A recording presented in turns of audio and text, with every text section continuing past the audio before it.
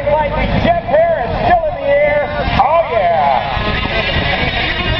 What do you think, boss? Can you put them together? All right, here's what we're going to do. Jeff Harris, flying one of only a handful of P-38 Lightnings flyable in the world from the nearly 10,000 that were built, or 10,000 or so that were built. We're going to put that classic Warbird in a race with the Smoke and Thunder Jet Dragster. Now, the P-38 Lightning was the aircraft that was flown by America's leading aces in World War II, Lieutenant Richard Bong and Captain Tommy McGuire, with 40 and 38 aerial victories each.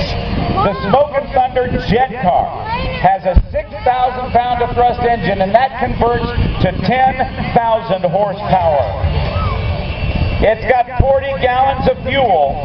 It uses just about all of it in each performance. It can get from 0 to 400 miles an hour in 9 seconds. But here's, oh, look to the left. Fade that music out. Listen to the sound of these twin Allison engines.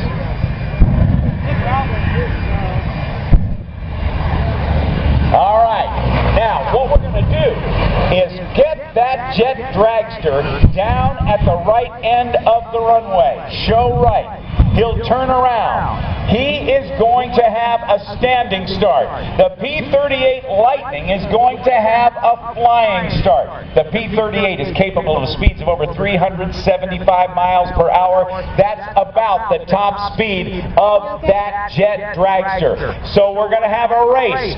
Standing start from the Jet Dragster, diving start from the P-38 Lightning. How many of you think that the Jet Dragster will win the race? How many of you think the P-38 Lightning will win the race? Okay, how many of you just want to watch and enjoy it?